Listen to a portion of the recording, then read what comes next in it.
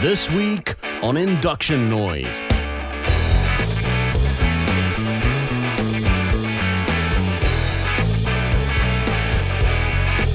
I asked the tough questions. Why are you doing horsey things with kids? You don't have kids! Andre goes for a medical exam. He basically explained to me that there was, some bumps, undulations coming up. Neil works on his social issues.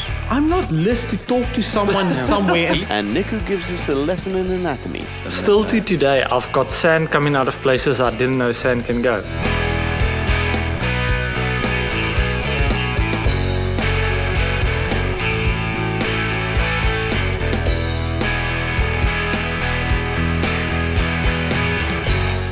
Hey guys, welcome back to my office.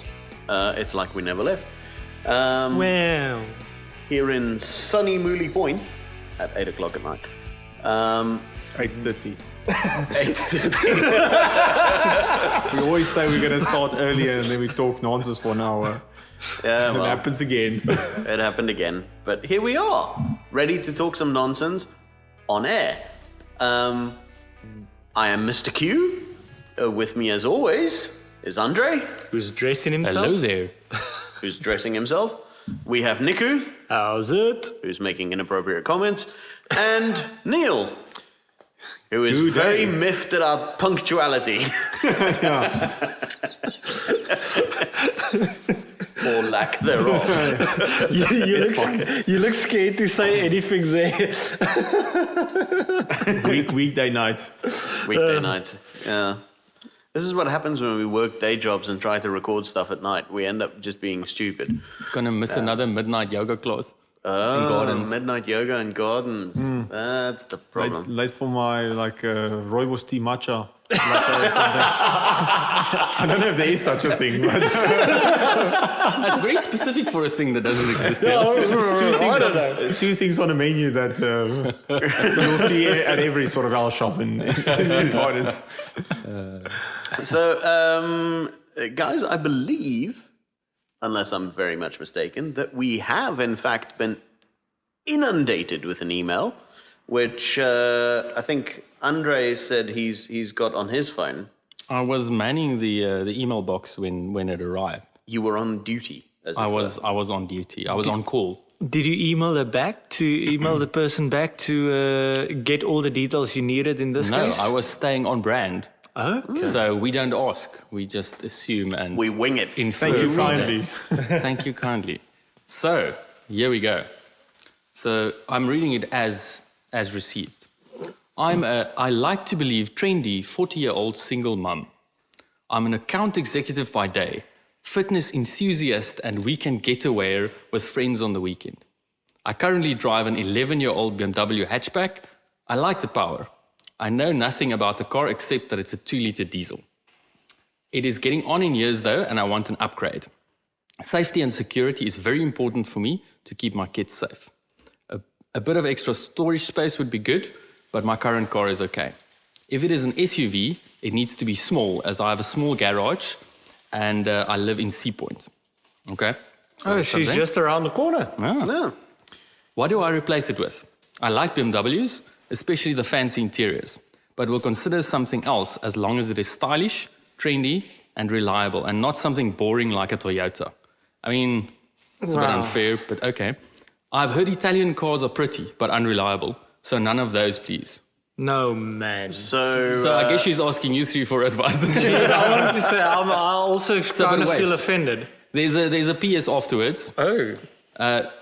Just to add, I want to hop the odd pavement or be able to make it up the odd grassy verge at some horsey venues kids like to go to, whatever that means, and not get stuck in a sandstorm by the Dunes restaurant in Hout Bay. So that's very specific. that is a unique list of requirements right there. It is. So what's the budget, Andre? Did Like you a not ask challenge. that? The budget is R1 million, Holy smokes. Okay, now we're cooking. but This is a But- very good But less account is executive. better. Less is better. R1 million. So I think probably is something new-ish, right? Yeah. So brand new you're not or going to want close to buy to new. second hand or so. Yeah. I would have had the perfect answer for this. if it was a few months back, but I can't with good faith recommend a Volvo to anyone that lives in Sea Point. I'm sorry. Because you would need to go to the Cape Town dealers. Exactly. And I will not recommend that to them. If someone from Volvo is listening, I'm sorry, but the way you guys do stuff is dog. Because I would have recommended a XC40, which would have been brilliant. It's not that big, super fancy inside. It's a Volvo. It's, nice materials, whatever, and super safe. And if someone from Volvo is listening, this is the opinion of one individual on our panel and not necessarily the opinion of Cobbs and Coffee itself. Just in case there's a libel lawsuit coming my way or whatever. I will take it on the chin, but I will stand my ground. Anyways, I love my Volvo, but your service, sorry. Anyways. So Tell us how you really feel about this. No, we can't put that on air. There will be a lot of beeping. We can't put that on air. Put some violent music quickly in the background. But let's start. Tell us on the dull way does it, basically. Okay, so Volvo, what you're saying is Volvo would be have an been option, the answer, the but XC40, then you'll need to but then deal you'll need with to the deal local with that. Volvo. So, with that said, it sounds like she is a fan towards the German brand. You can't go and tell her to get one of these Beijing X55s or Omadas. I don't think that's trendy enough. I don't know. So I would give you the option, I'm going to give you two options here, of either going German or German. Okay. A lot of variety in there. Yes, but the one has 4 rings and the one only 1. Oh. So if you want to stick with your BMW, What German has 4 rings? Audi. Is it 3 rings? No, it is 4 rings. No. It's 4 rings. Just like you've got a very good way of always bringing very subtle sort of discussions. Last episode was a handbrake topic, and I was like a German with a ring. He's got 4 rings. This one's only got 1 ring. My car's got an O ring. It's like, what are we talking about here? Okay, to get to the cars. Either a BMW X2, if you want to stick with BMW. Okay. And the X2 is like the smaller one. X2 is like the smaller, it's the size of like your... mini SUV kind of. Yeah, almost like the crossover It's like Kona. it's like a 1 series on stilts. Yeah, it's almost like the Kona size, just a bit more bulbousy than a Kona. Okay. And I think the new X2 is a beautiful looking car, actually. Actually, not beautiful bad. I SUV. saw one on the road. They're really good looking. It's almost harking back to what the X3 should be. The styling cues. Yeah, the styling cues. It's almost like what it should be or what it would have been if they didn't make the X3 basically X5 size and the X5 the X7 size or so. So that would be my stick with what you like. You And like what kind BMW? of engine would you go for? She doesn't really sound too fussed to get something like the M35i, which is what I would go for, which is basically like... Yeah, but that's a bit overkill, I think. that's a bit overkill. So BMW has some good diesel motors. So I'd go for if there's a 2-liter diesel option. I'm not 100% sure. They've got a 18D, which is a 2-liter. Yeah. Which is a 2-liter. So I would go for the diesel. BMW really has phenomenal diesel Which, motors. strangely enough, is a bit less powerful than the 120D. There's a 120D that's 11 years old. That motor was actually a bit more powerful than the But the technology would make the X2, I think, feel quicker. It might not be as powerful, but it's going to feel nippier. It's going to feel Better gearbox, most likely. Yeah, it's got more responsive in the box. It's not going to be a huge speed difference or so, but it's still going to feel nippy enough. I mean, as she said, she likes the power, but she's not really fussed about it. Yeah. And I think the diesel for like long commutes, overtaking, the torque will get you out of anything. Okay. Or if you didn't want something a bit different, same realm, same size, the Audi Q2. The newer Audi Q2s is also very nice looking vehicles. Okay. A bit less busy inside than the BMW, but still very futuristic. You've got your screens, you've got everything. And I'll also, once again, go with the diesel in that. And neither of those will look out of place at the Dunes restaurant in Harper. You see, exactly. Whatever It's- the Or next the horsey trendy- field. The horsey place. They're both trendy enough. They both economically enough. Okay. More than adequate power. You can hop a pavement if you want. big enough. Not but advisable to do that, but yes, if you Not really want advisable. to. The thing with the hopping a pavement, though, is I looked at those cars. If I'm not mistaken, all the X2s are M cars. They're all like motorsport spec. No, No. Okay. no. But but a lot of them are, and they've got these like super low profile things, which is Yeah. kind of, it's kind of like saying you have this SUV kind of thing that's running on those low profiles. It's like having a athlete wearing like high heels, like it may look cool, but it's not very practical to do anything other than stand around. But I mean, I understand why they do it because it's better ride quality on the road, and No, it's not. 90%. No, it's worse ride it's quality. terrible ride Well, quality. Better handling. Better handling. Better sorry. handling, sure. I would keep. I agree with you on. I would keep it in brand. Also, if you live in Sea Point, but I would choose a different model. I would go X1. Okay. So we own an X1. Actually, like my wife drives it. That's her daily car. Are you trying to sell it to someone in Sea Point by any chance? Well, it's out of warranty now, so maybe it's up for Special sale. deal. You mean it's got 2 months warranty left with Yeah, the exactly. option of It's, extending? what year model is it? It's a 2016. I'm So sure it's you the- can. I'm sure you can. You can make a deal for around $1 million for that. Yeah, exactly. Yeah. Just swap. Then I'll buy a new X1. So Previously owned by podcast star and Celebrity. broadcaster. and we use it for exactly that sort of purposes. You get now, I mean, the X1s. Do you do the horsey newer things? one?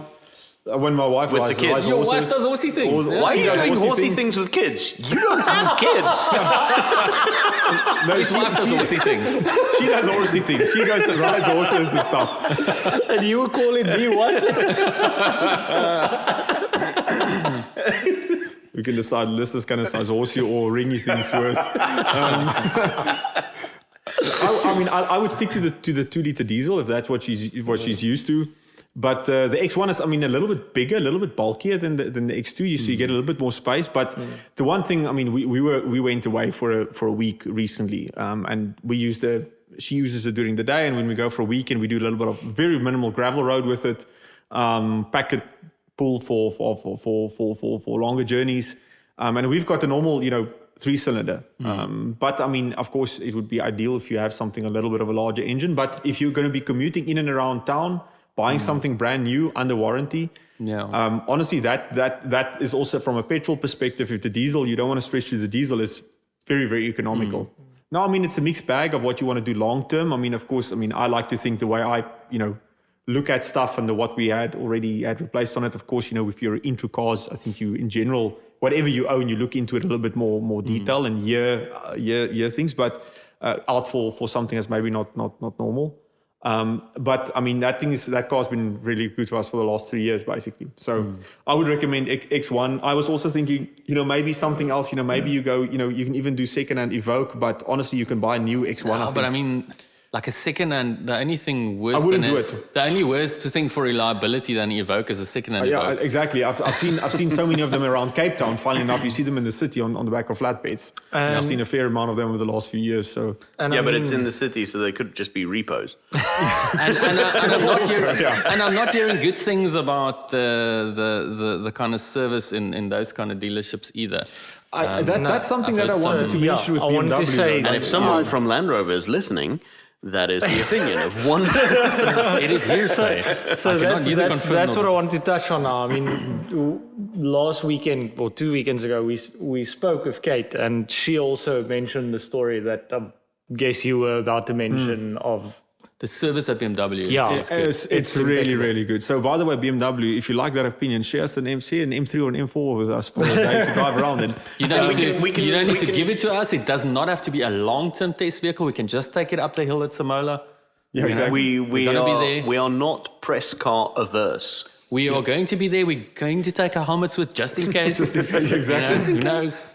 Yeah. No, it's really, and I'm a creature of habit. Like when we shop for the car, the way that the experience we had at a dealership, for me, that also makes or breaks a brand. So in what we're getting here locally has been really, really good. It makes it easy because, especially for sometimes, when my wife needs to take the car in, there's always someone available to take her to work. That's actually a very good point because this lady saying she is a single mother. So she's a She doesn't professional. want She issues. doesn't have time to. Yeah. I wouldn't think she has time to deal with things like that. Yeah. And also, you don't she needs to deal directly with the dealership. Yeah. And often what I see is, if my wife takes a car in, she would ask me to, kind of deal with it. And if the Yeah. people are messing her around or whatever, I'll kind of play hardball with them, phone them and say, what Yeah, is you up to? Like, what is the story? I should have bought an Alpha. This is BS. Don't do that. No, don't charge me 2,000 Rand to replace the wiper blades. It's fine. Yeah. I can do them myself. So, I think that's important. The service thing is quite important. Yeah. The one thing she mentioned is that she's got a small garage. I'm not sure about I'm pretty sure X1 will fit into any standard garage. Yeah, the new one is slightly bigger, but I think it's still compact enough Should be to fine. fit in a smaller garage. So I've not looked at the dimensions. That's actually what I was also thinking is X1 and X2. An interesting X1 option is the hybrid option, a 30E, I think they call it, which is quite a powerful thing, and it's economical, right? So it's got the petrol motor that your one has in, the turbo 3-cylinder, and then it also has a big electric motor. So it's kind of, although those things, I'd be kind of worried if it gets older. It's just over $1 million, but I'm sure you can get like a demo or something maybe for under it.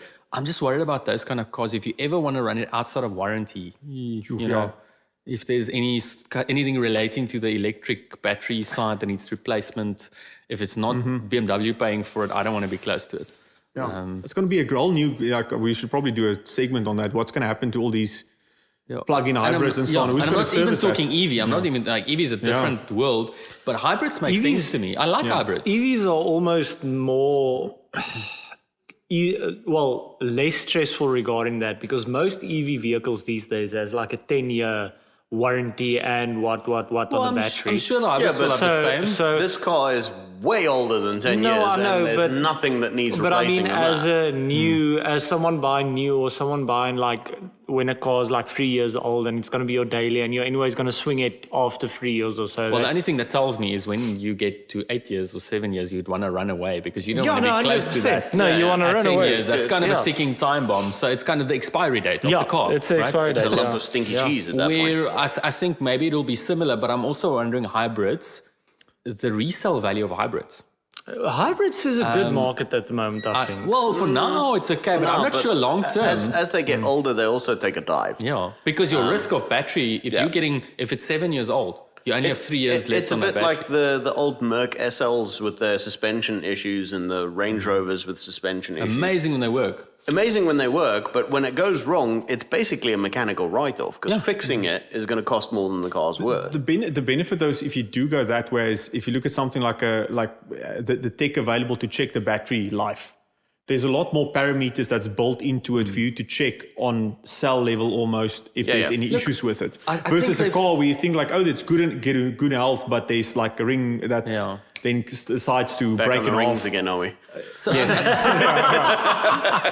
I think they've come a long way. I don't think the new hybrids are bad cars. I think they are pretty good and they're getting better. But I'd be very nervous if I drive anything like that outside of warranty. Well, that's why, like Niku said, the BMW diesel engines are bulletproof. Yeah. And that's the one I would I think go that's a safer option. And the thing is, she actually likes a diesel. And- she has one. So Yeah. for. Dare I say it, environmentally speaking, the diesel is probably a better option than the hybrid as well.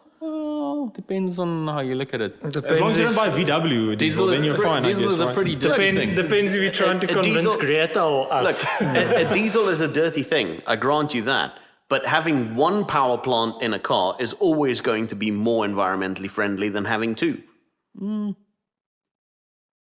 Wow. Maybe. Smart. Wow.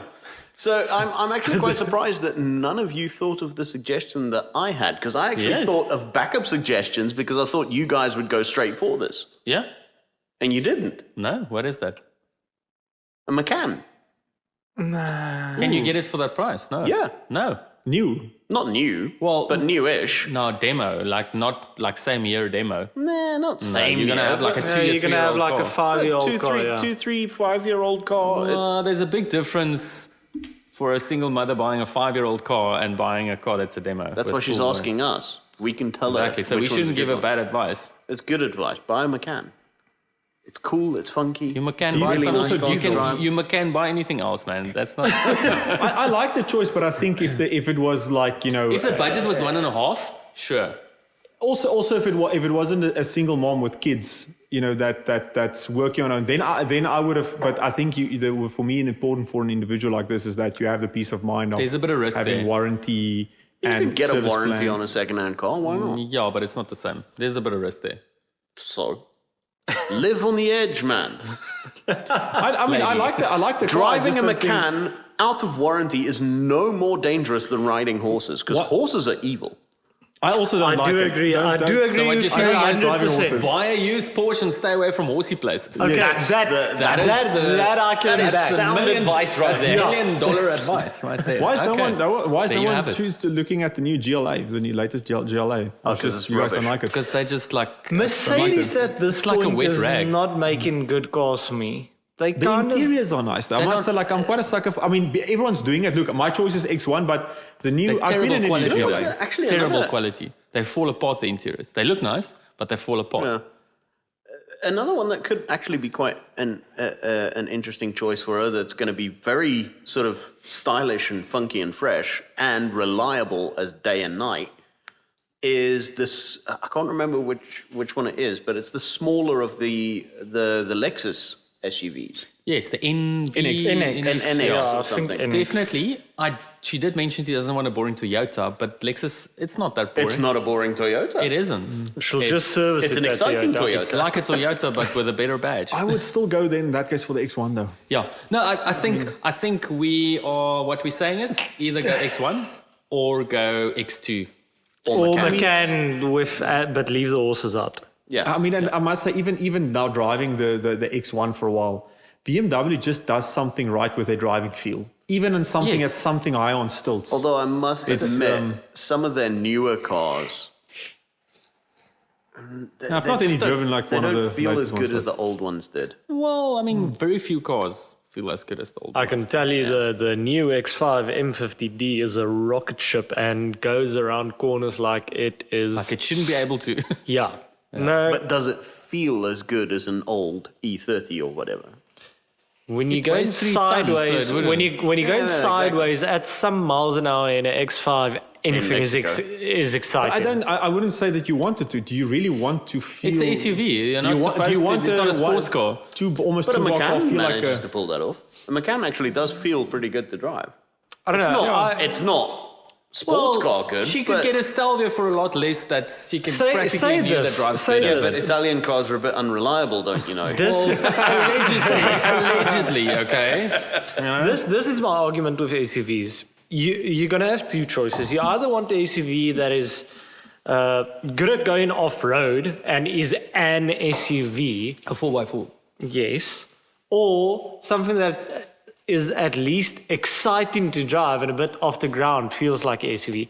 But everything in between doesn't make sense. So I'd rather have a fast SUV than an in-between does nothing SUV. I hate Quite fast frankly, what you SUVs. need to do I is... love fast SUVs Fast too. SUVs are stupid. No. I get if you know what irritates me around town is these the people driving fast SUVs, looking down on their cell phones, going because you're sitting high off the ground. You have you have should be no going concept slow. of speed. You have no when you're sitting high off the ground.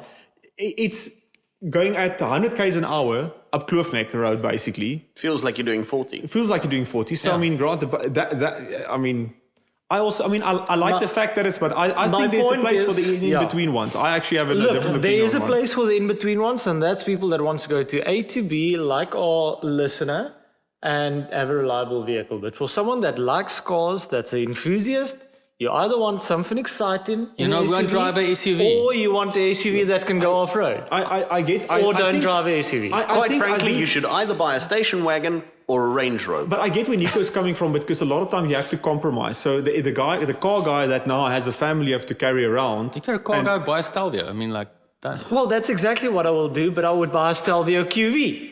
No, that's a stupid car. Why? Because why do you need Have 500 you driven horsepower? one? Have you driven Enough- one? Yes. Why do you need 500 brilliant. horsepower? A QV Stelvio. Yes, it's brilliant. I also quite like the Stelvio idea. If to be I honest. have to, I love the Stelvio, If but not I that have thing. to- if I'm going I to have go to 300 k's an hour in a 4x4. if I want to get my jet ski quickly into the water because Neil is going to lose his mind because he hasn't gone on the jet ski yet. Here's the thing. If a fast SUV takes itself seriously as a performance car, then it's stupid. If a fast SUV is something that feels like it's a little bit in a cartoon, like a G63, or even the Ranger Raptor, which isn't really an SUV, but it's that kind of thing. That's also brilliant. That's brilliant. It shouldn't. Ranger Raptor is brilliant. fine. It shouldn't take itself seriously. The minute it takes itself seriously, it doesn't call itself a performance car. yeah, The Stelvio is still brilliant. I'm sorry. get out. The Stelvio is brilliant. A normal 2-liter Stelvio. It's got 200 kilowatts, which is more than enough. It's actually Very almost. It's on the border of being too fast. 0 to 100 in like 6 seconds. Yeah, it's quick. It's a fast fast. car. It's a fast car. And it's practical and does everything. It's utilitarian. It drives nice. It handles well, but it's not a sports car. It doesn't handle as well as a Giulia. If you want a serious driving, you get the Giulia. Stelvio is not made for that. But Julia can't tow my jet ski. Why not? Dude, your jet ski's in Dude, are you going to Bloemfontein. tow Why a do you jet care? ski with a Julia QV? Why not? Put a tow hook on it.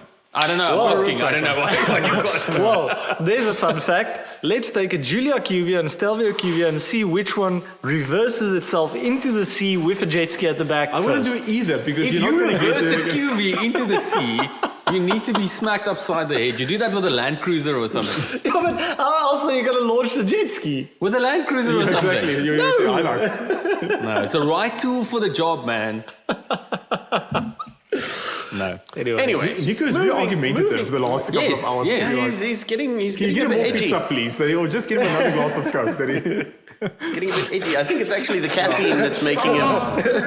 The caffeine's maybe putting It him was a bit sand on edge. overdose that he got when we... I saw him touching his nose funny when he came out of the bathroom. I don't know what he Oh, did. yeah, of course. So let's just, before we get into the topic of the day, let's just have a quick whip around and catch up with each other. Fun car stuff that you guys have been up to. But just before we get into all of that, guys, first of all, I'd like to give a big shout out to our sponsor, a brand new sponsor on the show, CodePure. CodePure happens to be Niku's company, but they're also your go-to partner for all things web and IT. So whether you need a sleek new website, custom software to streamline your business processes, or top-notch IT support, CodePure has you covered. They specialize in everything from HTML, CSS, and JavaScript to comprehensive custom software solutions and graphic design services. Plus, they're experts in search engine optimization and hardware sales, so they can ensure that you have the best tech at the best prices. If you're interested in boosting your business with CodePure's innovative solutions, then check them out by visiting codepure.co.za or click the link in the description to this episode.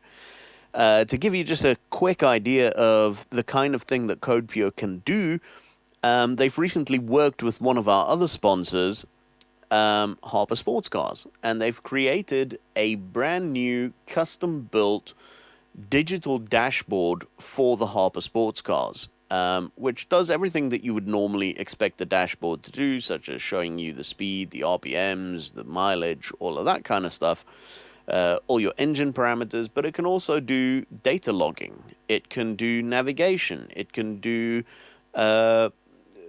media player. You know, you can listen to your music through it. I mean, it's so powerful that if you plug a controller into this thing, you can actually play games on it if you really wanted to. So if you need anything tech related, chat to the guys at CodePure. They really know what they're doing. Just don't tell Nico I said that.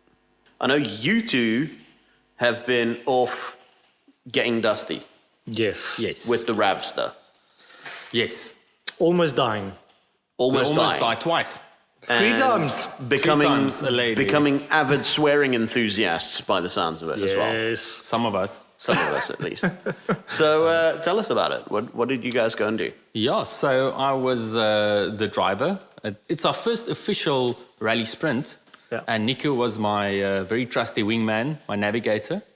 We did our first official rally with paced notes and all like stage notes and all the things. Time stages. So for the uninitiated, a rally sprint, what is that? Briefly? So a rally sprint, I think we at some point we'll have an episode where we talk about rally sprint. I think in at one detail. point we're going to have an episode where we go to a rally sprint. Oh yes, Yes, no, 100%. sure. I'm just waiting for everybody's calendars to line up so we can all rally sprint together at once. But it's basically it's like a rally with a timed stage, but a rally sprint is just a shorter version of it, almost like a rally cross that a lot of people know about at Killarney, where you've got a small kind of track where everybody looks at.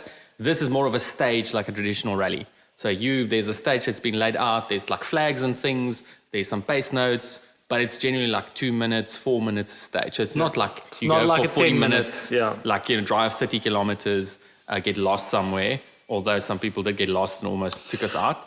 And how many stages would you do typically during the course of the event?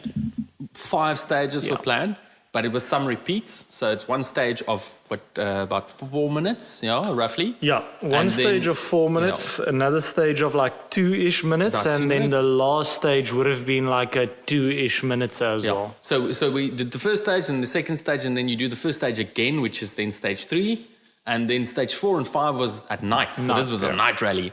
So I had some extra lights fitted to the rafts, the light bars, and all sorts of stuff like these. And did the subwoofer help your times there? The subwoofer definitely helped when we were waiting online. Yeah. Bit of Eye of the Tiger, And the aircon. pumping.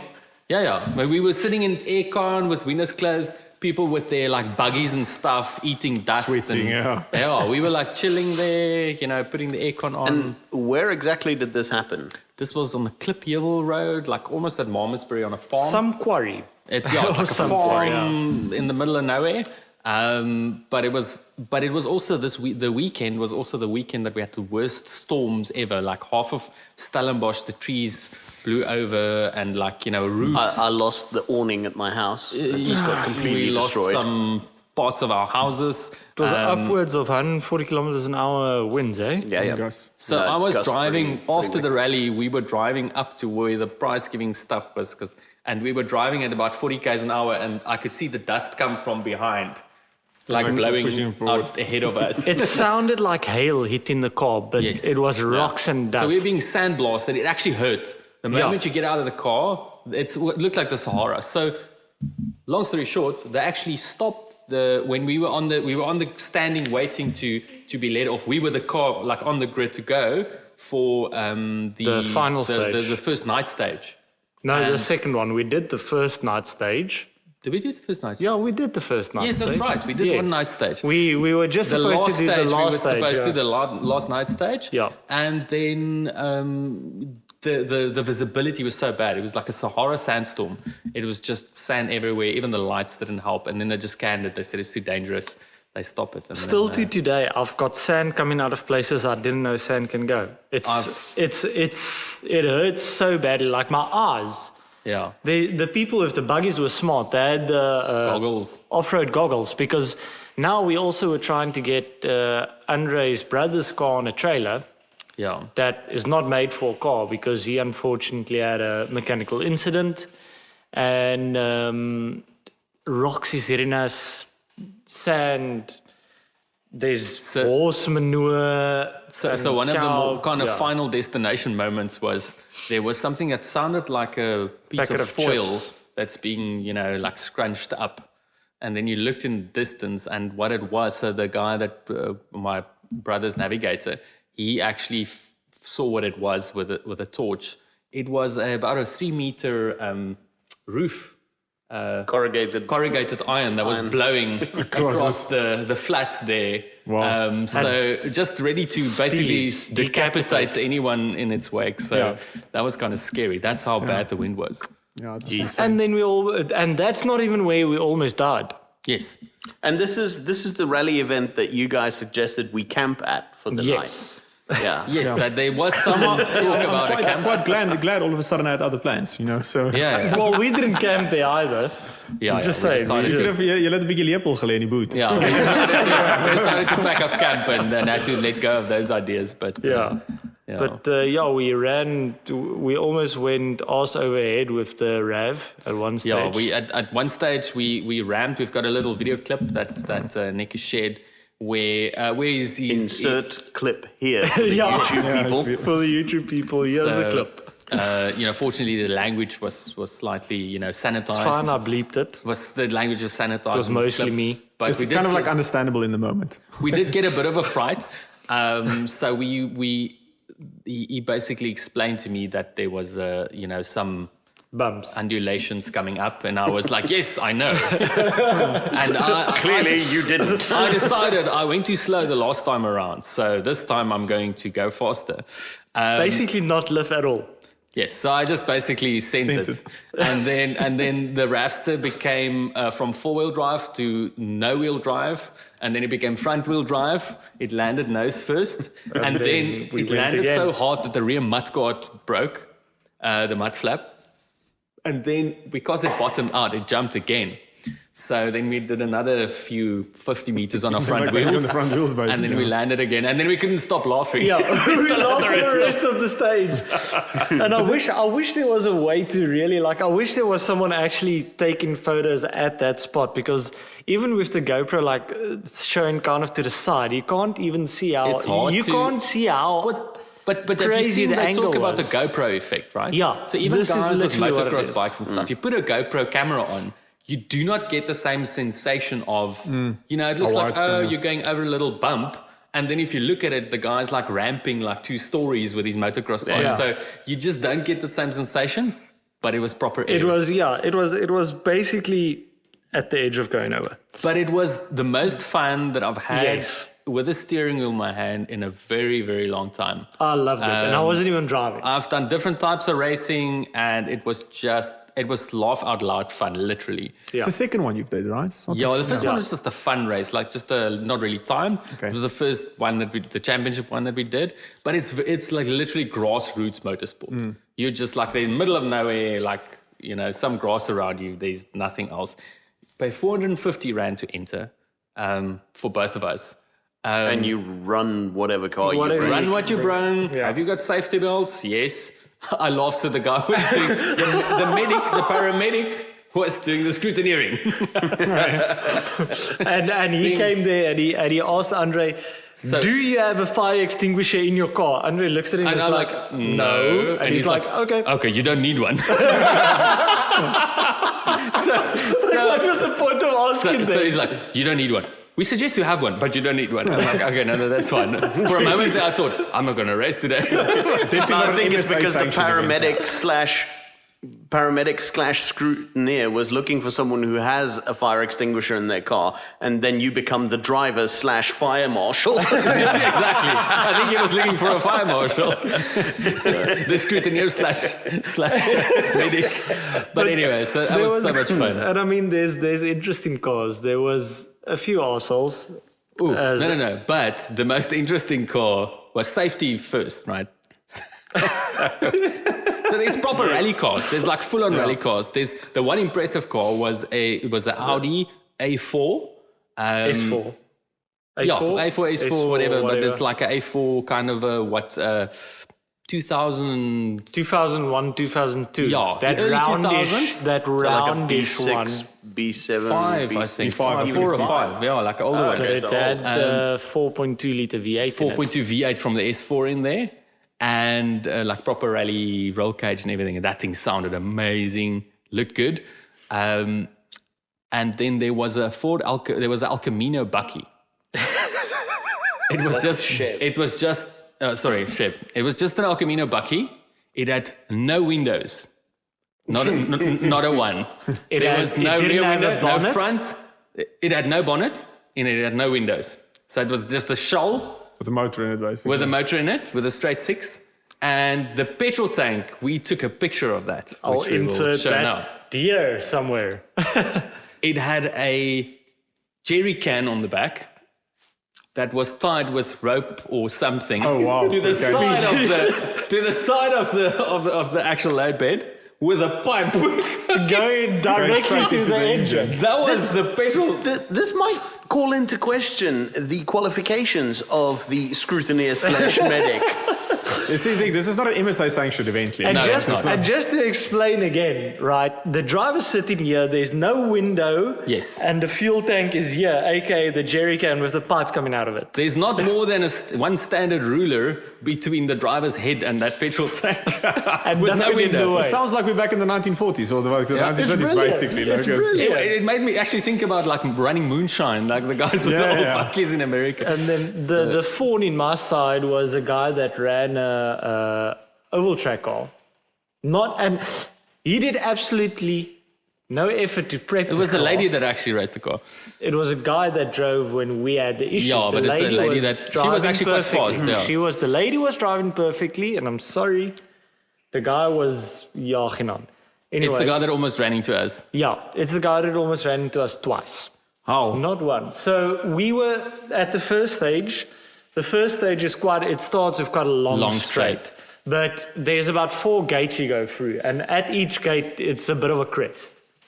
And at the last one, I mean, you're doing, even with not the fastest cars, you're about doing 100 kilometers an hour plus. Was it that fast? Anyway, it felt that fast. Which on gravel, to stop from 100, even 80, if someone is all We're basically going as fast as a RAV will go on that road. Yes. And as we're coming towards the last gate, this Astina just comes around the corner and stops From the in front of us.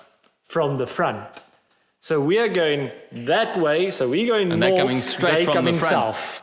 They came straight in front, head on head towards us. So basically what happened is the marshal basically set us off before he knew the track was clear. There was some miscommunication there, but you know, I also generally it's quite well organized. We did give the feedback to the guys. We did give the feedbacks, and they kind of resolved it and everything. So I think it's specifically if there's a loop on a because stage, you got to be extra careful. Yeah. What happened after that is we basically said, okay, cool, let's continue now that he's out of the way. And we got him again. We came from the rear and he was stuck, almost like beach somewhere. Yeah. And you saw his front wheels just spinning. And I still told Andre, pass on left or whatever. And as he goes to pass, the front wheels grip. So the car like makes a pendulum towards the RAV. And that's on a turn going through a gate. Sudden evasive maneuvers were being done. And evasive You see, language. that's sometimes the issue with sort of like, you know, we've talked a lot about grassroots is that there's an element of fun for budget, but, you know, there's sometimes, you know, Some the sort of skill etiquette level and etiquette is I missing sometimes think a little bit. that was an exception, right? Yeah. I mean, generally it is quite safe, and it's not the way that it's so. What is quite safe about it normally? So this is what you don't want. You don't want other cars on the circuit or other. So there's actually rules around it. If you do get stuck, you have a problem or you get lost, pull to the side, pull out of the way. And when the other car comes past, follow that car and get out. You know, that's kind of the way to do it. So some people didn't follow that. You shouldn't get lost in a stage, whatever. If you don't know where you are, just stop somewhere. Yeah. Wait until somebody comes past and then you go. So that wasn't kind of done the right way. Yeah, so no, I've got nothing bad to say about the actual event. The people organizing it is brilliant or whatever. So it was kind of an exception, but it was a scary moment for us. It was a scary moment for us. But yeah, I mean, you see that in any sort of, I mean, we've seen that with the sort of grassroots karting at Killarney, some interesting incidents. It's got nothing to do with organization. We've seen it on national see- karting and national racing. You see some things happen that you're like, this should never. Well, I mean, to be fair, you see like, you know, construction vehicles go on F1 circuits with cars there. Things like that happen every now and then. Yeah, so stuff happens. So it happens. So this, I think, is an exception. Yeah. It's not that it's like they don't care about safety. No, or anything. no, Somebody made a mistake there. But motorsport's dangerous. I think that's the. Doesn't matter whether it's grassroots, whether it is. I mean, there's some folks with the GR Cup cars that had some racing over the weekend, and they had some brake issues. 2 cars, brakes fail at high speed at Kailami. 200 north. You know, very safe. You know, the guys are fine, but it's scary. You know, it's. Anything can happen in motorsport. Yeah. Anything can happen. Neil, did you get up to anything interesting car-wise lately? Yeah, I mean, I think we touched it. Maybe depending on when you release what episode, we briefly touched on a couple of things. I went to look at since we're on the sort of motorsport discussions, I was looking into at some stage. I've got to think of building some sort of like a track orientated car, and I was kind of like toying with various ideas. We've been discussing of what we want to do. And since the last couple of discussions, I started leaning towards the sim racing side, and I went to look at a car, drove it, and the funny thing, with car like that, you look at the budget you have to build the cars. I mean, it's not cheap to do anything like that, and I settled on, and luckily with the help of CodePure, sorted me out with a very, very nice PC. And I decided to spoil myself a little bit with a proper rig and a direct drive and load cell pedal setup, which actually feels to me like a lot of money, but if you compare that to the car I wanted to buy, it's a fraction of relatively cheap, although you can't drive the thing anyway. What wheel except did you buy? could drive. I settled on I went Moza. Yeah. So I went like for one of their direct drive bases, like the 9 Newton meter. R9. That's a R9 good version. wheel. Jeez. Okay. Yeah. And then Not just playing around, eh? No. yeah, I mean, and then just like the entry level load cell pedal setup, which again, compared to is not cheap, but compared to the car, and I mean, the sort of racing that I still want to do for myself is I want to test myself, I want to learn. Yeah. And I realized then I need to do something that I think, even if it's not virtual, there's a lot that I can learn from it and compete with and enjoy a lot of tracks that I, are not able to drive at the moment, so that was kind of like the decision I made. So I'm quite looking forward to that. Look, I think it's never a replacement for, it's not the same thing. It's something different, right? Yeah. It's not the same as I'm racing a, GTI challenge car or I'm doing, that's different, right? I mean, it's a physical, you're going to do it. But I do think that sim racing as a tool and the level of racing, and like you said, the exposure of racing against top guys that you would have no way of racing against these folks in an actual car, because, to race in the same series where they race, you would need so much money. So you can learn a lot of racecraft from racing with, Stevie White and Umpi Swart and these guys, actually racing with those kind of guys and seeing what they do, and it's kind of fun. Yeah. So if you want to see a podcast where we all do a little hour endurance race together, maybe that would be something fun to do. Comment down below. There's I've been looking at the sort of calendar, the iRacing calendar coming up. There's a lot of 4 and 6 hour racing events in the later on the year. Le Mans is always a big one. Yeah. So there's a lot of interesting interesting Bathurst, 12 hours I've done. That's also a big one. That was the first one I did. That was amazing. There's Skylami 9 hour as well. The but virtual isn't that a set 9 of hour. No. So is iRacing like, is that like the alpha of online sim? If you race anything else, it's not really like, it's a bit So if you do Assetto Corsa, it's like, is that like the Nissan GTR? Look, I mean, you're free to race it. It's just not the same. Look, I'll argue Andre on this one. I like Assetto Corsa. No, it's fine. I don't dislike Assetto Corsa. It's just not the same thing. It's like I like an Alpha, but it's not a Ferrari,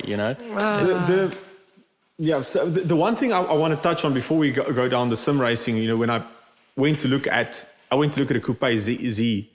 And a real one, not a real one, not virtual. Was for me. You guys know how I feel about my car, and I've had it for 8 years. I know what I have in it, but we always talk about. I know what I have. I know what I have. That sort of slogan. I actually tallied up not too long ago what I spent on maintenance. Why would you do that? No, just out of curiosity. No, dude. And did you feel good afterwards? Actually, not too bad, to be honest. It's an older car. I mean, these are getting on close to like next year will be 20 years old since it was manufactured. How close was it to what you paid for the car? Oh, very far off it. Is it? No, very, very far off it. No, okay. I mean, I've spent a couple of extra, now the last few years with changing some major items on it. But what I want to touch on is I drove a coupe. And I always know, I've never really had a comparison between driving a coupe and a roadster. And I must say the one thing I did feel instantly was the extra rigidity from a coupe versus a roadster. Now, the Z is anything but, of course, they always tell you in the brochure, they're trying to make it solid, of course, with... You can only do so long much. story short, I think, unless you're buying something that's a proper tub, a tub like the modern Ferraris or the 4C or anything like that, then you compromise rigidity-wise. So it was quite interesting. I mean, and I'm still tempted. Hopefully in the future I can do something like that. I mean, I would like to buy a Z, do sort of like an OEM plus build on it and be able to prep it that you can go do some track day, go do some canyon carving, just add some modern touches to it under the skin. I think it's a nice base for that, especially because sort of these analog cars are disappearing quite a lot. And for the price, it's still a lot of money. But Japanese sports cars, I think are still a bit, the guys are asking, because there's so few of them, I don't know if it's because there's just not a lot of them left.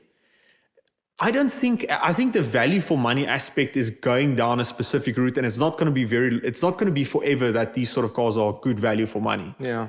Because I start seeing, I went to low mileage car, but now, you start looking at, I mean, as you guys do with any sort of the cars that you guys are, the brands you're affiliated with, the cars quite well. When you start looking under the surface, I tally it up and I said, you know what? If I buy this car for X and I want it the way do the things that I want to do, I'm going to probably spend close to 30 grand on it, on top, to get it to where I want it. And the problem is with these cars that are so much cheaper. Then it becomes an expensive car. Then it becomes an expensive car. And then you start thinking what else could you buy for that? Then I'm kind of like in close to, maybe I should just buy a second-hand Cayman. That sort of... That you don't have to do anything to.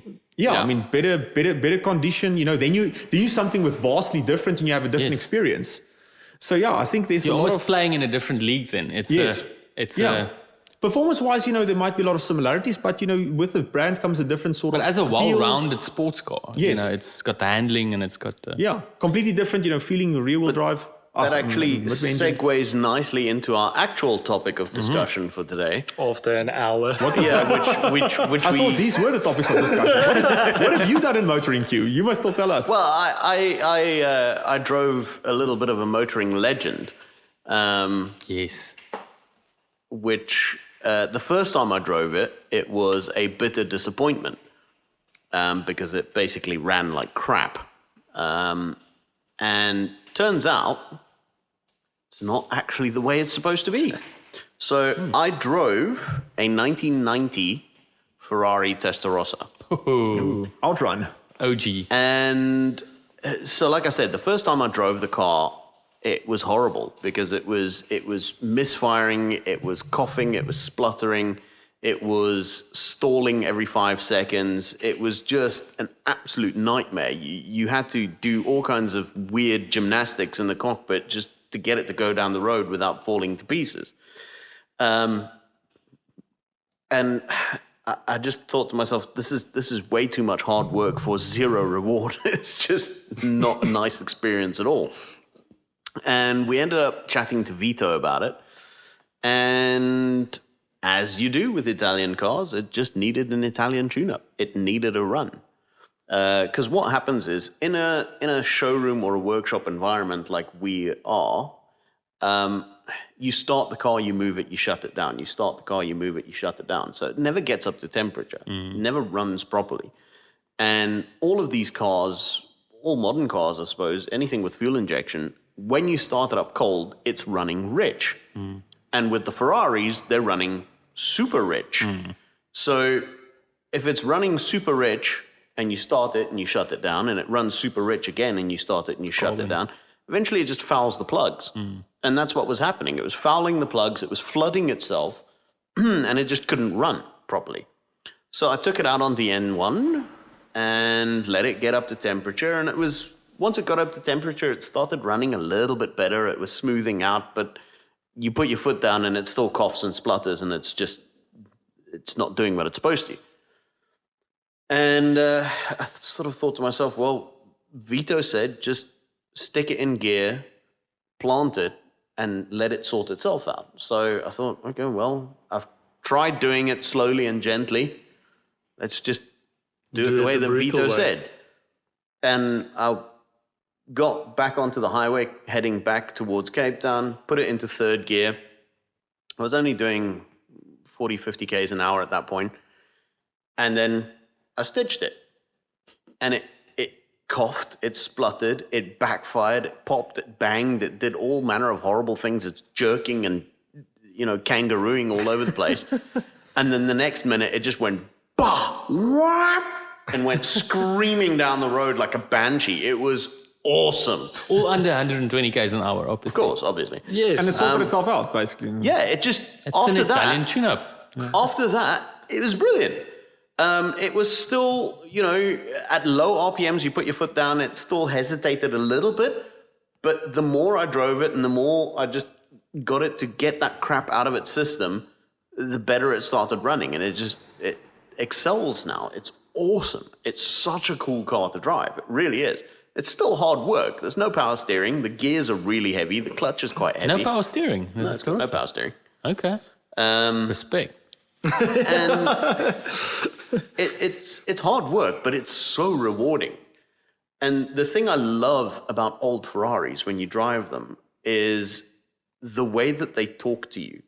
Like, if you're in a corner and you going onto the accelerator, or you come off it, you can feel the weight of the car shifting so clearly. And Very and you direct. and you could feel how the car responds to all of that. And because obviously there's no power steering, it talks to you through the steering wheel as well. There's a physically pleasurable sensation coming through your hands on the wheel. It's actually an awesome thing to drive. I absolutely loved it. Old Italian cars teaches you how to drive because as well with an old Junior or whatever, you need to choose your gear before you go into a corner. Good luck down gearing while you're in a corner. No, you got to plan it. You've got to plan it. You've got to know what gears to select. Yeah, we were supposed to talk about shopping the classifieds today. Well, I guess we can leave that for another episode. Are we going to leave it for another episode? Just more fun things for our listeners to listen to in the future. Well, in that case, we've got 5 minutes left. Let me throw some interesting statistics at you guys. Obviously, I work in a place where we sell some pretty awesome cars. Mm-hmm. And every once in a while, I will list all the cars on Facebook Marketplace because, I'm trying to get buyers from wherever. Oh, man, the responses you get. And it's always the high-profile sort of most gangster car that's on the floor. Like a G63 or a... Hi, is this still available? Yeah. So I post the How much? bright orange Lamborghini Gallardo on Facebook Marketplace. Within an hour, I start getting notifications on Facebook. Your ad has received 23,800 and something clicks. Oh, wow. And the messages. Man. The messages. Is this still available? Is this still available? Is this still available? Is this still available? Because everyone who sees the damn thing can't figure out there's a difference between the like button and the is this still available button. So I get all these messages, and I'm a salesman. I've got to try and sell the thing to someone. So you have to reply yes to each and every But person. I give up because, unfortunately for these guys, unlike WhatsApp or phones or emails or whatever, your message that you send to me is linked to your profile. So when you send me a message saying, what's your best price? And I go to your profile and I see that you are a street sweeper in Mitchell's Plain, I'm not going to be inclined to believe you are a buyer for a 3 million rand Lamborghini. So, But why? Unless you won the lotto. It's good you mentioned because I've been wanting to ask you this. Why would you put yourself through it to list cars of this caliber on Facebook Marketplace? I mean, because I would just, it would drive me up the wall. I wouldn't be able to deal with it. it does drive me up the wall, and it wastes a hell of a lot of my time going through all these messages. But why? But from all those messages, I did get 2 guys who were coming to look at the car. So it's still a viable marketplace. There are still people who are on there that are serious buyers, but there is a metric fuck ton of muppets out there who will just waste your time. What is the sort of statistic between using traditional online listing platforms versus then Facebook Marketplace? Is it, so you're saying it's worthwhile going through all that effort? It is. It doesn't cost anything, right? It doesn't cost anything. So it's your time. You need to decide it's if my time, and luckily, most of the stuff that comes through on Facebook Marketplace, the messages come through after hours, because that's when most people are scrolling through there. But, AutoTrader is still the best listing platform that we've got. It's still where we are selling most of our cars. Cars.coza, use that. Well, Cars.coza pulled their data from AutoTrader, don't they? I don't know. No, they don't. But yeah, we don't specifically list with anyone else. So basically, if you're looking for a decent car or a newer car or something, you go to AutoTrader or to cars.co.za. If you are looking for a shitbox or like a cheap race car or something, you go to Facebook Marketplace and then to Gumtree, preferably Facebook Marketplace, so you can... But Gumtree is kind of dead, don't you know? Yeah, when last time you used Gumtree, actually? Facebook provides an additional layer of you can actually see who's selling it. So you can see if it's a scamster, you can see if it's somebody who looks legit, you get a feel for the seller or the buyer or whatever. So, I also sold some sim racing gear recently.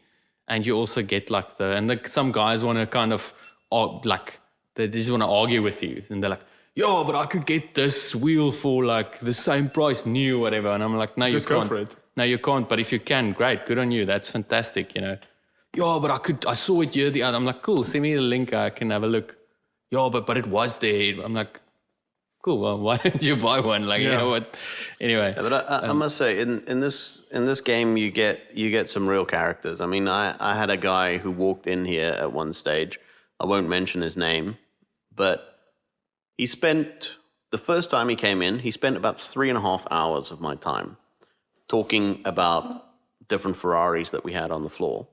He signed offer to purchases for 3 of the cars, talking about how he inherited a hell of a lot of money from his dad. And, he says all the right things, and you don't know if he's lying to you or not, but he signed offer to purchases on 3 cars that total, I think it was about 9 million. And then, the next day he's back, he's talking more about the cars, and he's talking about maybe not doing this one, maybe doing a different one, and maybe adding that one, and maybe doing something else. And he's here again for 2.5 hours talking about cars and deciding which ones he's going to buy. And then he's back the next day, and he spends another hour or 2 here. I mean, this guy took up hours and hours and hours and hours of my time, signed offer to purchases on a number of cars, committed to possibly buying other cars down the line when his next payment comes in from this trust. And when it comes to, okay, when are you going to pay me? He just disappears, or he starts not taking your call. What could he possibly get from that? He fancies you, mate. I mean, I can understand that. But I get sometimes then why certain cars, because I've been sometimes a bit like, when you walk into a dealership, you get treated quite like differently. But I think people are a bit standoffish. Yeah, but I also must understand why. Like it's because I think there's a lot of people that go and waste time. There's a lot of people who would waste time, but you often get it with more, I don't know, now at the moment, they're obviously all different. But it used to be a few years ago, quite a few years ago. If you go into a German, like a Mercedes or Audi or, BMW or whatever, they kind of, check you out. Do you look like, do you look like maybe a student or, can you afford this? Almost like they don't get up from their chair before they kind of check you out and are you worth my time? Now, like I said, I can understand that they obviously need to look after their time, but things have changed a lot now. You don't know if it's like a Bitcoin millionaire and but I think it goes. I must say though, for me personally, guys like that who come in, sign the documentation, and say they're going to buy all the cars and whatever, they irritate the crap out of me because that genuinely wastes my time and it screws with my planning essentially. But if someone comes in They're a genuine car enthusiast, no intention of buying anything. But they're not saying, but they're also But they're not coming in and telling you they're all But they're buying, not coming right? in and telling me that they're buying something. I will spend the time. If I've got the time and I'm not busy at that particular time, I will spend the time and I'll talk to them. Because for me, if you have access to Ferraris, Lamborghinis, classic Jags, if you have access to those kind of cars, you have a responsibility to share that with the kind of people who are, enthused by these kind of things. And for me to take a few minutes out of my day to spend talking to a guy about the 360, what it's like to drive, or how fast the F12 is, or how nimble this 4C is, or whatever, it doesn't cost me anything to do that, but it makes that guy's day. And later down the line, when he wins the lotto, he might come back and buy a car, he might not. But he's always going to remember that day that he came to Gilmore Collection and that dude spent the time talking to him about cars. And, for me, I don't get anything out of it, but it's sort of my responsibility to do that. The right thing to do. But I mean, with buying stuff, being a buyer on Facebook Marketplace is also an interesting freaking, Yeah. my goodness. And then guys are like, so one of the things is the guys are like, no stupid questions basically, or like, don't come with a bunch of questions, this is the price, this is the car. I know what I've got. Yeah, no, this is the car. Don't come with questions or contact me for more. And I'm like, okay, cool, the car's not running. So I send a message. So I'm like, the car's not running, or maybe does the car have papers or something like that, right? So for me, if the car doesn't have papers, Just put it on the ad. I'm not interested. You know what I mean? So I asked him, does it have papers? Here's the number, phone. I'm like, no. Does the car have papers or not? I was like, no, if you want to find out more, contact me on this number. I'm like, okay, then keep your secrets. Good luck with yourself. Or what's that other one you saw? Get in and go, Yeah, get in not and run. go. So there's quite a few. Get in and go, but tow away. We may have been looking at iLamuna cars at some point, and we may still be. But so it would be like it's a get in and go. That's quite the tagline. And then it's also a non-runner in the same ad. So I'm like, do you get in and go, or do you go on a low bed, or like where do you go? Where you actually going? But yeah, But that's if you're lucky. Because half the time, you'll scroll through the pictures, you'll see a car that looks vaguely interesting, you'll click on it, and it'll have this long description written in some language that, no human has ever spoken or understood. It's like a drunk person getting a stroke. It's writing. Yeah, it's like two drunk people fighting over a keyboard. Yeah. And the resultant mess is what has been written in this classified ad, because you have to spend like 45 minutes deciphering what the hell this guy's talking about. Honestly, that's just why sometimes I just buy new stuff instead. Honestly, like it just is. I looked. I mean, because we talked about the sim racing earlier. Like I really started looking at, because based on what we've all been discussing. Now check this. I'm like, I'm not list to talk to someone somewhere. And He's saying the ad that I wrote for my sim wheel was shit. So that's why he bought himself a new one. Not at all. No, there is a lot others that. All the thing is, people. You know what? We know what peeves me off with social media is people about hashtag Cape Town, right? Yeah. If you're not living, bleep this out, in the fucking CBD, you don't live in Cape Town. Then you're not in Cape Town. Look at that garden snobbishness. Eh? I'm going to be snobbish with that one. I live in Kuils River. It's in City of Cape Town, my man. That's okay. I pay City of Cape Town my rates and taxes. That's perfect. I But live when in you live in Somerset- Hermanus, you don't live in that's not Cape Town. When you're I out live in Hermanus. Somerset West. Somerset West is still City of Cape Town. Yes, for the foreigners to come. And if my cousin from Pretoria comes to visit me, he says he's going to Cape Town. Yes.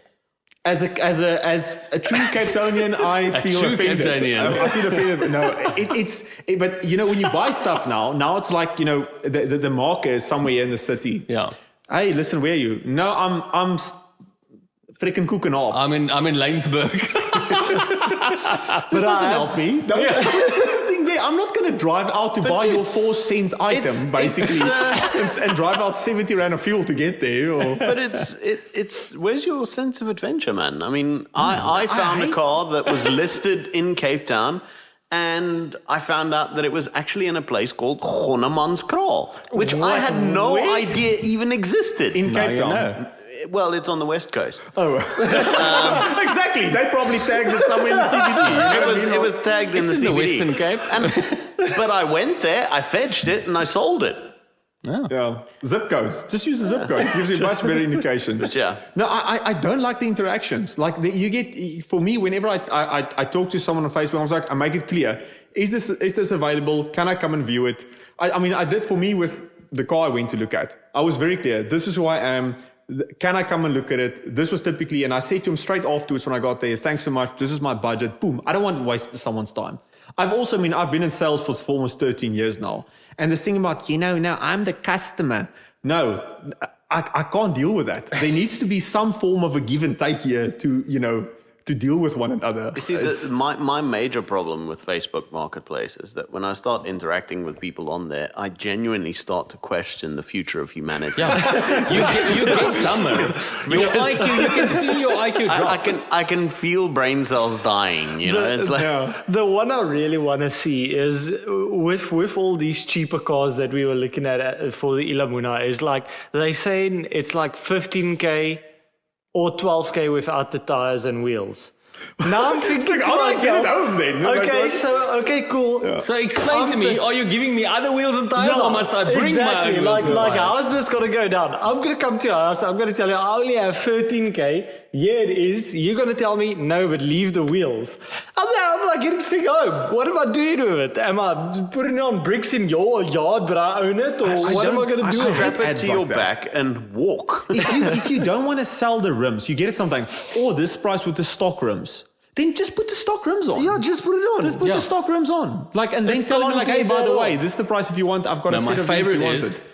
So you got this picture of a beautiful car, it's a Volvo or something, and then but the price doesn't look right? Yeah. The price is, let's say it's a 70,000 rand car. It could potentially look like this. Yes. No, you get those as well. Those ads as well. You get the potential, the ones with the potential, the ones with the AI and then you have a picture of a box full of rust. The actual car is on the third picture, and then it's just so you get this thing. So they would tell you, what was I saying? The picture of the nice car and the price doesn't look right. Yeah. So let's say it's a 100,000 rand car. Now you're like, and it's a beautiful one, right? And you see this picture, and it's like, the car looks normal, but the price isn't right. It's like a half of the value or whatever. And then it's like, car is in brilliant condition, everything's perfect, except it needs a new engine. That's still nothing. It just needs an engine. Almost the same as Q said. Now, I wanted to share MR2 the other day, but the one that Jamie has? Yes. It's like the OG 90s one. MR2, with the turbocharger, whatever. So I thought, how is this 50K? This could be brilliant. The one that was burned. It was burned to the ground. I know that one. They're looking for 50K for one that's basically, the nose has been gone. But that's not even where the engine is. So what burnt then, basically? The engine is in the back. So what is there, like one of the headlights, 12 volt short, basically? That's a good question. And then there's the endless sea of scams. You'll see the picture of the nice car with a price that looks a little bit actually nice too good now, to be true. Because if the phone number is in the picture, you know it's a scam. Or the first message you send them, it doesn't matter what you send them, they'll send you a phone number back. And then you phone them, and they go, no, the car's on auction. To secure it, you need to pay this amount. Just give me 1,000 rand right now. Yeah, right. Yeah, sure. And there's normally these repo auction, you get like a Facebook group, it's called like, repo cars or something. And then also it's a Hilux for 20 grand, like a 2-year-old Hilux. You go to Google Images and you type in that car's model. It's the first one. It's the first picture that comes up. But so there's one thing about people that sell stuff on Facebook Marketplace that pisses me off the most. Amongst all the other first things that pissed us off about that we've listed now. is when they list a car and they either list it as free or 1 rand. Yeah. Or 123,456. Or if they list it, and I mean, or they list the car with a payment. Yeah, or if they list the car with payment. Because what they are doing, I think, if I have to get into the brain of the small brain people, is They thinking, aha, whoever wants to buy a car is going to sort from lowest to most expensive. Yes. And then They're their not car is wrong. going to pop up. They're not wrong. But it's okay if they you put the can't- price in there. That's okay. Sometimes No, they but do they that and they don't. put the price in the ad. Yeah, that's fine. But if they But don't- they don't do that even. But they now- just make it, and then you have to go and be the one that says, So how much do you is want this for still it? available and how much do you want for it? And then they just going to say, call me or whatever. Or How much whatever are you they willing want to say. pay? I don't want to talk to you. I don't want to Come talk look, to you. or they'll tell you to come and look at the car first. Yeah. And And then then make make me an an offer when you've seen it. I try to sell an old seat from my scooter. I don't know if I've said it on the podcast before. No. But I mean, I interested wouldn't to hear admit to it. that if I were I you. think I listed it, and I had a couple of guys, Uber Eats drivers who were So did you interested. replace your seat with a new seat? Yeah, I replaced the seat. Okay. With a Sparko seat. What was wrong with the seat? It's like, I mean, when you're as tall as I'm on a scooter, you sit a bit further back on the seat Okay. where you have to. So one of the stitching came loose. So the guys did me a deal on a new one, so I put that on. Now I think okay, this one, it needs to be covered, but maybe, someone needs a replacement seat for it. That is, I mean, it's still in fairly good nick. You can still fix it if you really want to. So I start communicating with this guy, like, okay, cool. We end up talking. He said he'll get back to me. We were unsure if it fits. 3-4 days later, the same guy replies to the same ad and new starts ad. the conversation from scratch, basically, from me. The chat history is there in the ad. And he starts talking to me, and I'm like, bro, we It's had this me. exact discussion 5 days ago, but now it goes a step further. So I've now, to help this poor man out, I've now gone and I measured the scooter seat, and I told him, it's not going to fit. There's not sort of like a scooter body that defines how big a scooter seat's going to be based on the side of your buttocks. So different scooters are different thing. Now, long story short, now he wants to come and look. We've gone through the process. So now I have to go fetch the thing. It was actually doing load shedding. The poor guy rocks up there. It's pitch black outside. Take his seat off his scooter, just for him to figure out that the seat, in fact, doesn't fit on his scooter. Now, As you said. all this effort for a 300 Rand bloody seat. I took the ad off. I was like, I'm not listening for this anymore. I can't do this. Like it's just, so if someone It's too much. is listening to this wants a SYM Aggravating. 125 fiddle seat, I might give it to you for a coconut bun, basically, at this point in time. Buy me Because lunch. Buy me lunch. We can sign it, and it'll be assigned by the Induction Induction Noise Exactly. crew. I'll and take it then with to Samola, and I'll get we'll Peter auction Solberg to sign. we'll it. auction it off for charity. Yes. Sign actually my a good fiddle idea. seat. That's a good idea. Anything that you can't sell, it's just a sign by Peter Solberg, basically. So let me share with you a typical interaction, a very short one. Typical interaction. This was a 1983 Toyota Corolla Boxy, right? And we were looking at for lemons or for rallying or whatever. I can't remember. So this is me writing.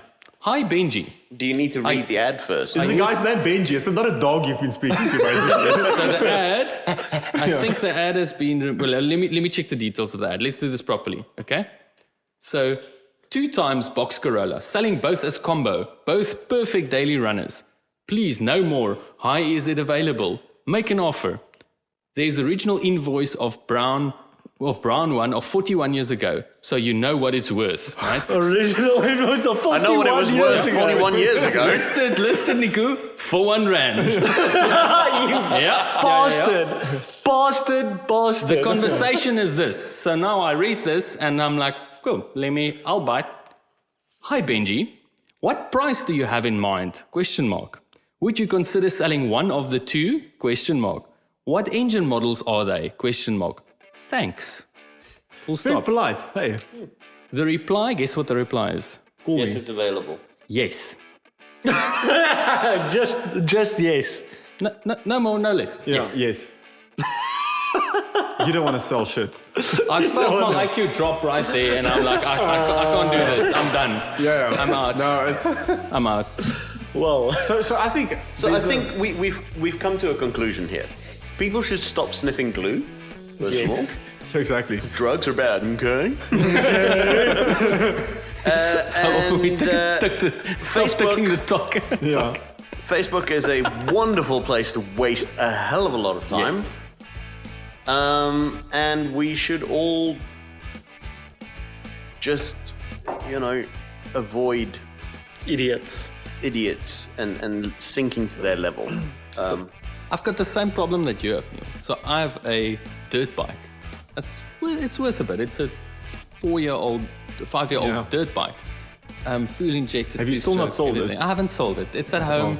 It's on in the Facebook way. Marketplace. That's the thing. No, it's not. So they took it off. It's not. I can't do that. I can't deal with this. I can't deal with this. So yeah. If anybody's looking for a dirt bike, let me know. Is it still available? It is still for R1. Contact me for price. What's your best price? Cash. Best price. Would you trade a 2-hour-old pizza for it? Ek het 'n 1986 Passat handvatsel wat ek wil ruil vir 'n Epson printer. I have CV, Nikki CV. I have a size 7 left shoe. I want to trade.